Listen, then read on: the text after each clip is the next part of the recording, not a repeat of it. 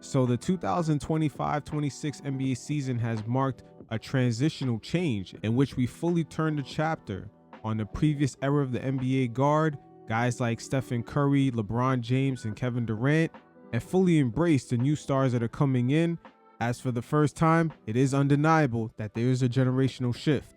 And within this new guard, there is going to be some stiff competition. You got Jason Tatum and Jaylen Brown leading the way, as they are the most experienced. But last season, we seen the rise of OKC enter into the fold. SGA, being the same age as Jason Tatum, has led a team full of young guns, not only to a record 64 wins, but also an NBA title. Victor Wembanyama this season has also rised up the ranks, and to everybody's surprise, he sort of leapfrogged expectations, leading his team into a 60-win season.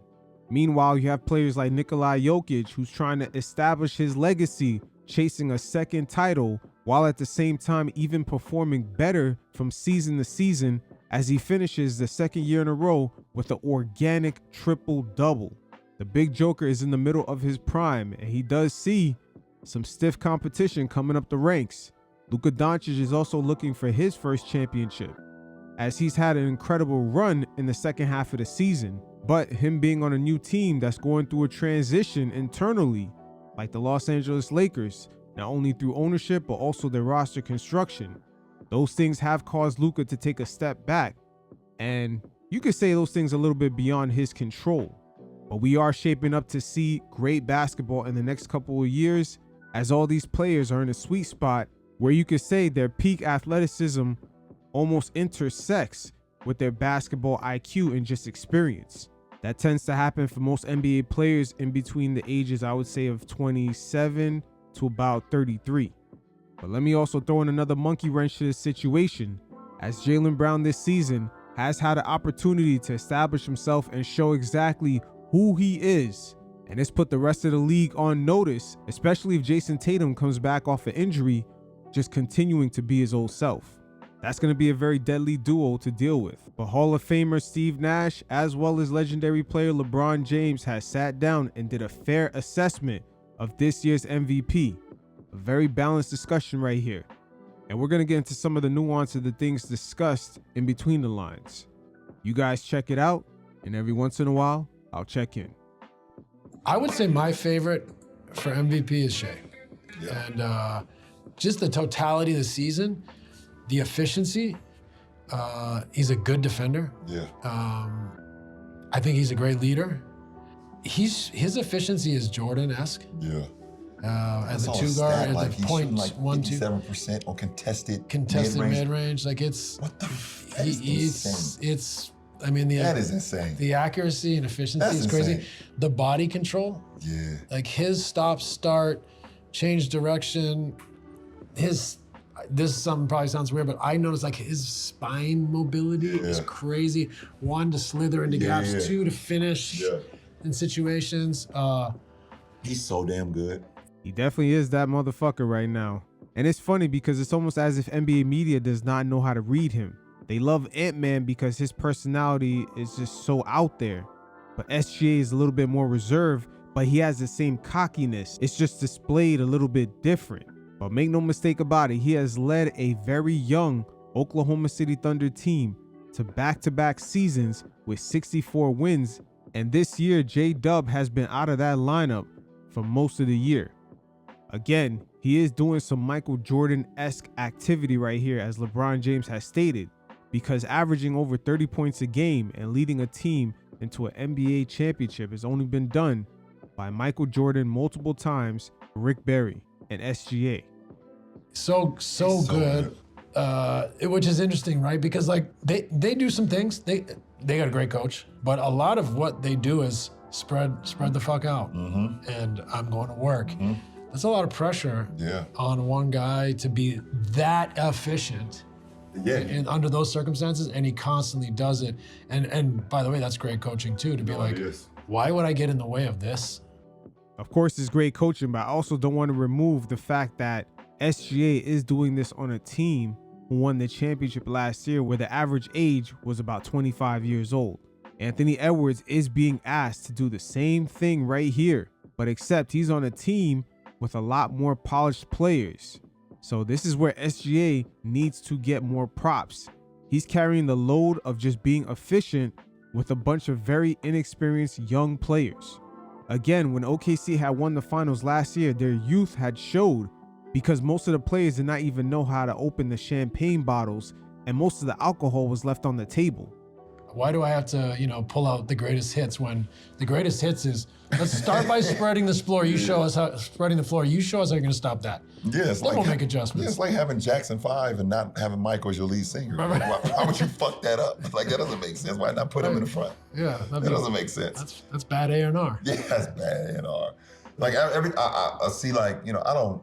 It's not like I'm watching NBA games every night or catch a NBA game every night. But I mean, I'll cover the game. I mean, obviously a lot. But like every time you look at the efficiency, you look at the box scores, and you see Shea 38.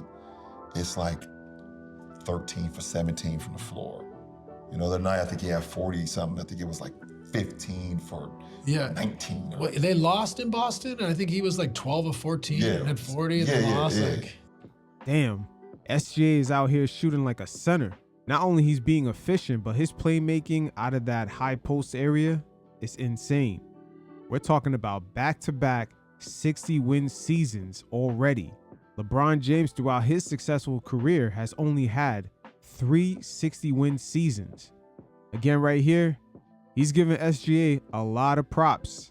Game recognized game. Yeah, like it's just like, that's one of my favorite things about players. Like, I mean, that's because how I am. Like, I love efficient players. Like, can go out, can do the things on the floor, be efficient. Not taking too many bad shots. I mean, if you get on a heater, you want to take a heat check or two. I get it. Or have tough nights where you gotta keep shooting. Yeah, for sure. Yeah. We all have our nights where we don't shoot, to our capabilities. I mean, that just comes with the game. But I think that's one of the things I love about Shea is just like for him to play on the perimeter as much as he does, play in the mid-range as much as he does, and still be as super efficient as he is. Like you said, it's Jordan-esque for sure. It's Jordan-esque. In a slightly different way. In a slightly different way. Less liftoff, but more like bumps and herky-jerk. Yeah. Little herky-jerky, yeah. Right? And the left hand, he's a great left-hand finisher. Plays out of his left, uses the slow between the legs, see what you got if you force it. Back, by the way, the back between the legs too. But he stop on a dime. As soon as he feels your weight, he's gone. Mm-hmm. He's usually going to go left. If you take that away, he's got the spin, he's got the step back, he's got the foul through. Got big shoulder. If you try to, big shoulders, amazing at it. Amazing at separation, the length after the separation. Yeah. But he's right-handed. So if you try to say, I'm taking the left away tonight, he doesn't go right as much to me, but he is amazing. Go big shoulder, go right, and then step back going right. Either way. We've seen some game winners, him going right, step back. Like either way. He has a total package. Yeah, so I think efficiency, totality, the season, that's who I mean, all four of these guys are like a dream, but that's where I start with. Yeah. And let's not forget, he plays defense, most importantly. That's the beautiful thing about this generation top-level players. Most of them do play defense. Jaylen Brown, Victor Wembanyama, Jason Tatum, SGA. Again, going into the next couple of seasons, we're in for some good basketball, and if we're blessed enough, we'll get an OKC versus the Boston Celtics finals. So let's talk Jokić. I mean, he still puts up outrageous numbers, outrageous impact on the game. He's like a 30, 20, and 10 game, what are we talking 25, about? 24, and 15. What are we talking about? Like, it's so insane, the numbers he puts up, the skill level, the IQ, the size. Savant. But they've struggled a little bit. Yeah. And it's one of those things where I think people are really worried about them. I'm not as worried because I feel like Aaron Gordon back, the rest of their group coming together. Yeah, it's been the injuries with them too. Injuries with even Jokić got injured. Yeah. And I believe Jokić coming back off of that injury just to hit that 65-game threshold caused not only him and his team to struggle afterwards, but it also had him fall down the rankings a little bit, even though this season he does lead the whole league in assists and rebounds. But this is the funny thing about Jokić. Ever since that 2022-2023 season where he had even better numbers than his MVP years, The last 2 seasons, including this year, he's actually put up organic triple doubles while even being more efficient. Just seeing him have multiple games this season where he's shooting 80% from the field while scoring above 30 points and just almost getting a triple double, it's almost unreal. And I'm telling you, only at 31 years old, he just needs a couple more seasons of what he was already doing.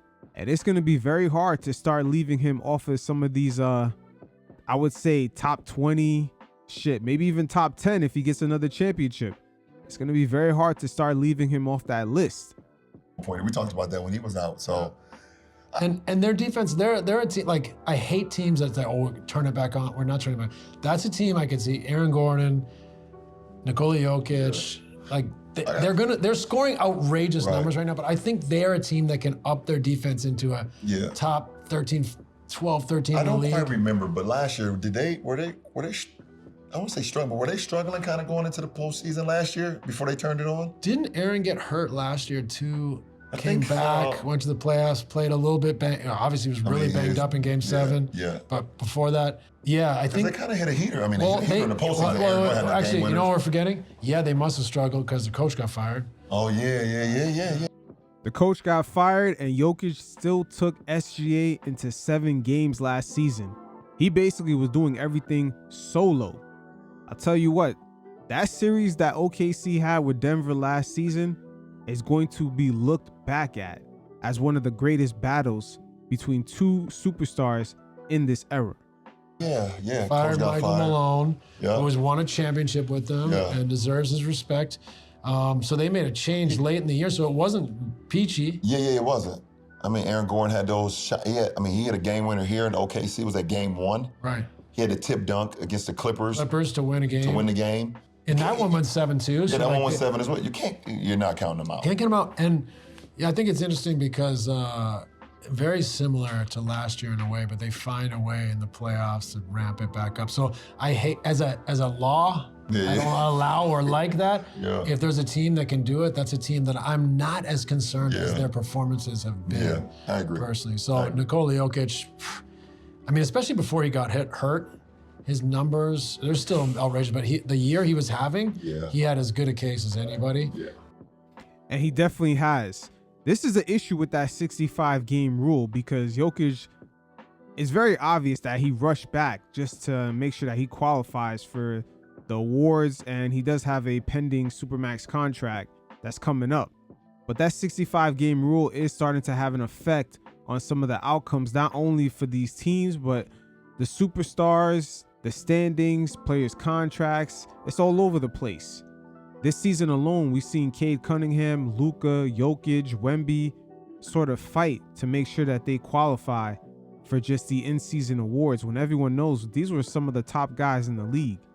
And then let's talk about, what could possibly be the MVP for the next century or two.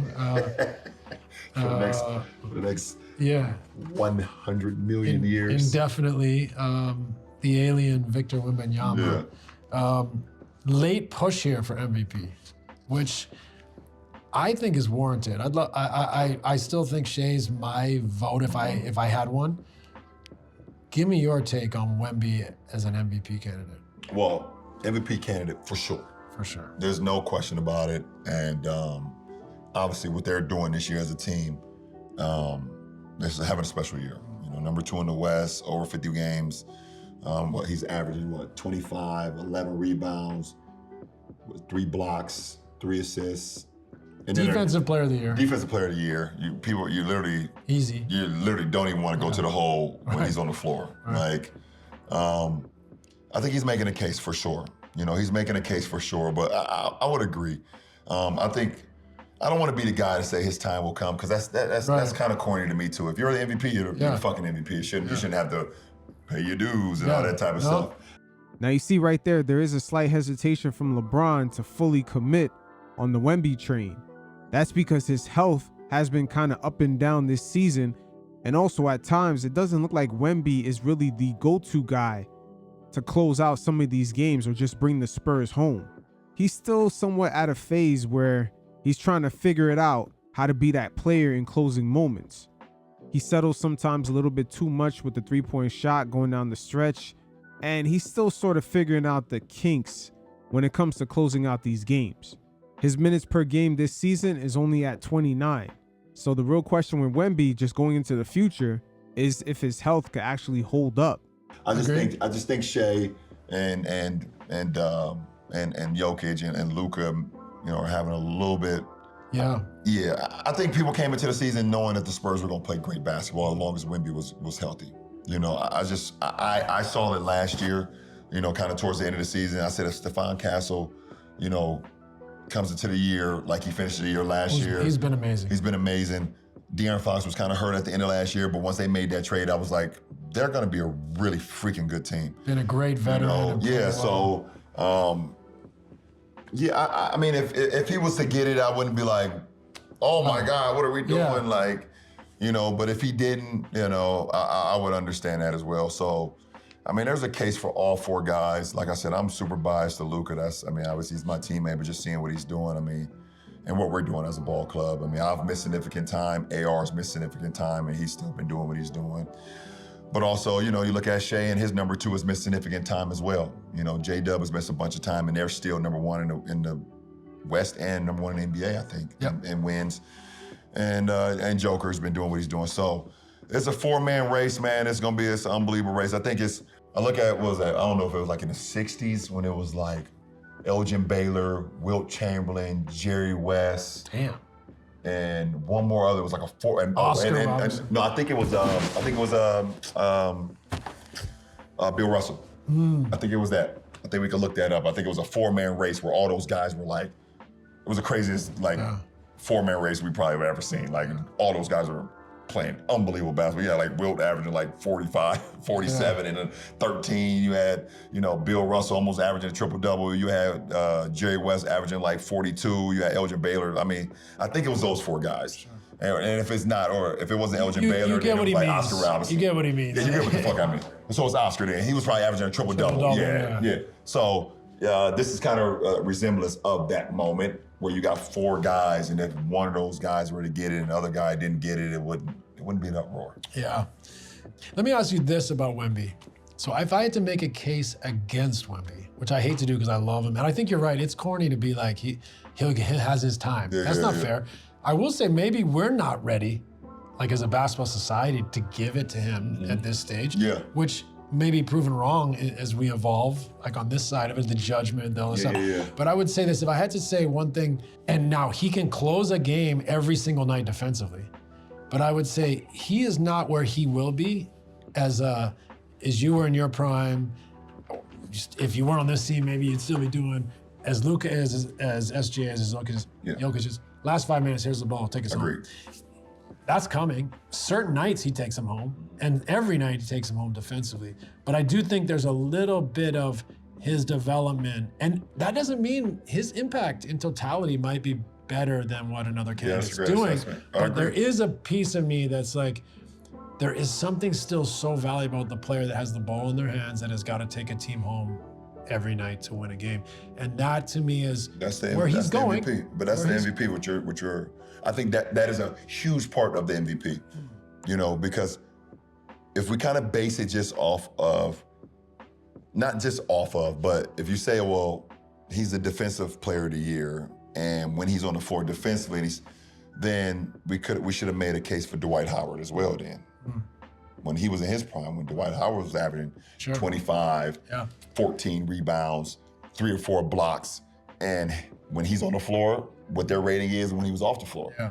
We could have made a case for that. So obviously Dwight's not shooting the 3, like the new age, like Wemby, whatever the case. But not as versatile. Right, not as versatile. But as far as overall impact, offensively and defensively, when Dwight was in Orlando, you could have made a case. And I think one of Wemby's arguments offensively is not all about points, which is true, but Dwight was rolling, bringing the defense, Turk looking over the defense. So, that's a great assessment. So, I'm not sure it's completely fair to Wemby, but I do say if I had to nitpick, because I think the guy's unbelievable. I agree. His impact, if he won this year, I would have no problem with it.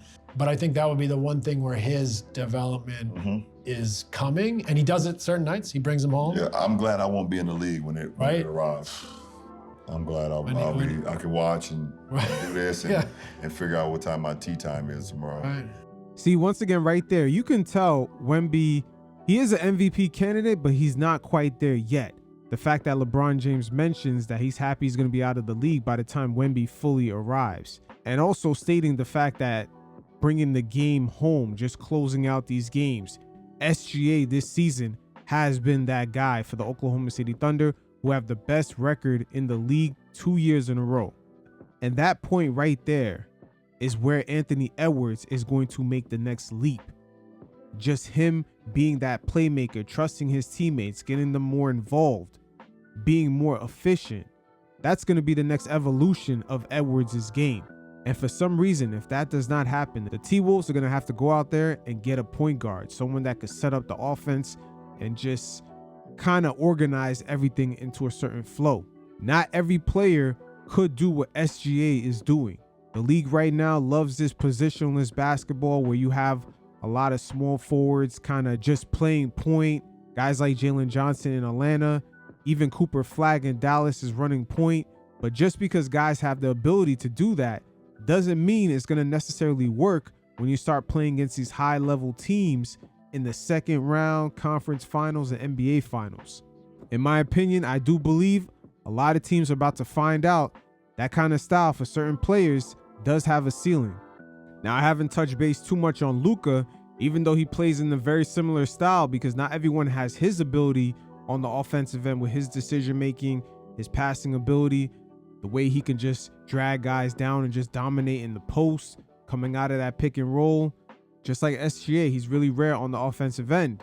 But his issues really come from just his lack of consistency when it comes to just putting out a little bit more effort defensively.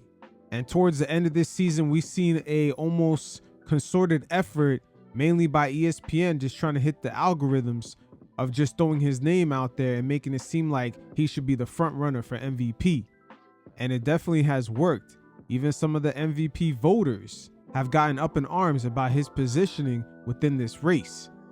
Longtime Chicago beat writer Michael Wilbon had actually brought up a great assessment why Jaylen Brown this season should be ranked higher in the MVP voting than Luka Doncic. You guys check it out, and every once in a while, I'll check in. My vote, and I'm not even sure of the order, I think it's Jaylen Brown 1. I think it's SGA 2, and I think it's Victor 3. And then don't talk to me about a guy who plays half the court, Luka Doncic. I know you hate him. It's okay. You hate him. Luka Doncic is a wizard. He's a magician. Well, don't put him on the Wizards, because there's his Why career. not? You think he's the greatest thing in the history of the world? But his career will go straight south on the Wizards. So anyway, those are my top 3. If Victor Wembanyama and the Spurs somehow catch OKC for first place in the West, I will cast a vote. It's a regular season award for Victor Wembanyama, who isn't just the face of the NBA, he's the face of worldwide basketball, which is a good thing for basketball. And Jaylen Brown, who you were early on, now Jaylen Brown may be he's leaning at the tape. You know what I mean? I will say this. So that's where I am. Because Jaylen Brown has been so resolute and dependable in the absence of Jason Tatum. Agreed, totally agree. And Boston is in second place in the East, and San Antonio is in second place in the West. The NBA voters have their ballots all over the place. I don't know if I have Jaylen Brown number 1, but I see where Michael Wilbon is getting at. Luka at this point in his career compared to his peers, guys at the very top level like SGA, Jokić, etc. At this moment, he's more prone to actually having a major fall off versus those other players. And it's really for things outside of his control. The Lakers are in a transition period between the old owner still kind of having control and slowly transitioning that power to the new ownership who no one really knows what kind of direction they're going to go in. Rob Pelinka is still in the building after making a number of mistakes, not only in the draft, but his handling of already talented players and letting them walk out the door. Guys like KCP, Caruso, etc.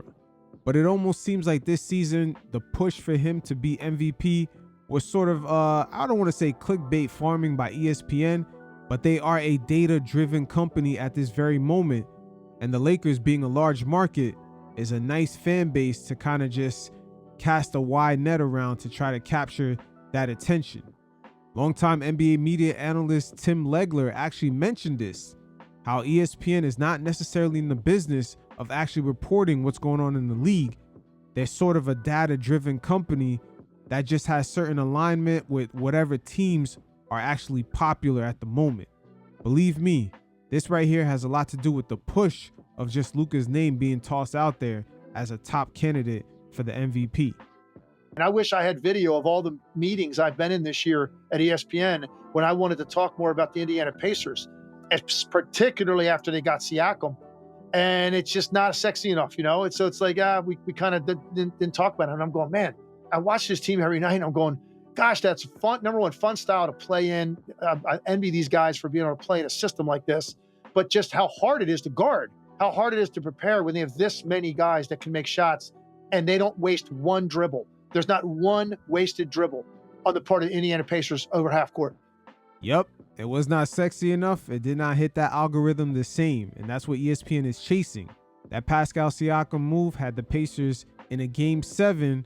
Had Tyrese Halliburton not gotten hurt, who knows? They could have been NBA champions. But it is what it is. The MVP candidates this season usher in a new era of the NBA and the level of competition we're about to get the next couple of years. Jokić, Luka, Wemby, SGA, and the duo of Jason Tatum and Jaylen Brown. So things are shaping up to continuously be looking healthy for the NBA as soon as LeBron James makes his exit.